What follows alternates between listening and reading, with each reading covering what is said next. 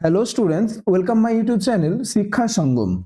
তো গতকাল অর্থাৎ 11ই মে তোমাদের ইসি ও সিভিক এই কেস দুটোর শুনানি ছিল, কিন্তু কেস দুটি কোর্টে উঠেনি।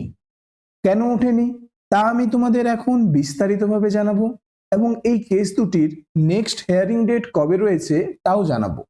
তো দেখো, 11ই মে তোমাদের এই 34 নম্বরে যে কেসটি ওঠার কথা ছিল সেটা হচ্ছে WPA 52172026 Taimur Ali and others versus state of West Bengal and others. এটা তোমাদের ইসি এর কেসটা ছিল, যেটা কিন্তু গতকাল তোমাদের ওঠার কথা ছিল কিন্তু উঠেনি। এবং 35 নম্বরে রয়েছে WPA 73172026 Montu Manna and others versus state of West Bengal and others. এটা তোমাদের সিভিকদের কেসটা ছিল, যেটা কিন্তু তোমাদের গতকাল ওঠার কথা ছিল কিন্তু ওঠেনি। দুটো কেসই কিন্তু হরাইজন্টাল রিজার্ভেশনের জন্য করা হয়েছে। তো এখন কথা হলো, এই কেস দুটো কোর্টে কেন উঠলো না।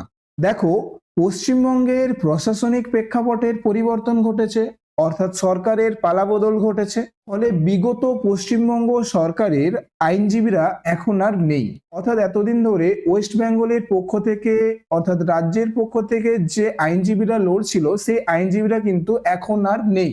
তো রাজ্য সরকারের দ্বারা আদালতের কাছে আবেদন করা হয়েছে যে এই মুহূর্তে যেন রাজ্য সরকারের পক্ষে বা বিপক্ষে কোনো রায় দান করা না হয়। এই কারণেই কিন্তু তোমাদের কেসগুলি আজ কোর্টে ওঠেনি।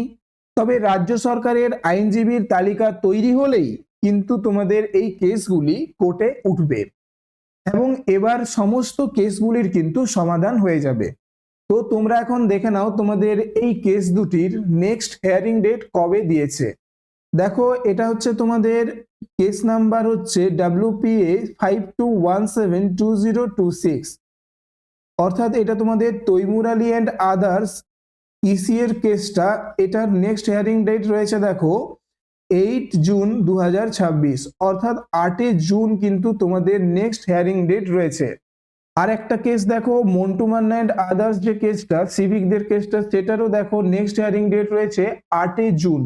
অর্থাৎ গতকাল তোমাদের যে কেস দুটি ওঠার কথা ছিল সেগুলোর নেক্সট হিয়ারিং ডেট কিন্তু 8 জুন।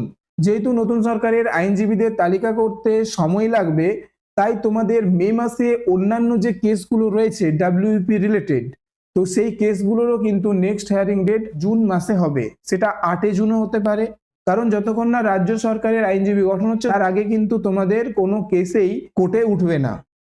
তো আমি তোমাদের এরকম কেস রিলেটেড এবং নিউ জব ভ্যাকেন্সি রিলেটেড সমস্ত আপডেট ভিডিও কিন্তু দিয়ে থাকি। তো তোমরা এরকম আপডেটগুলো যদি পেতে চাও তাহলে অবশ্যই কিন্তু চ্যানেলটিকে সাবস্ক্রাইব করে রাখো, এবং ভিডিওটি ভালো লেগে থাকলে একটা লাইক করে দিও। তো দেখা হচ্ছে পরের ভিডিওতে।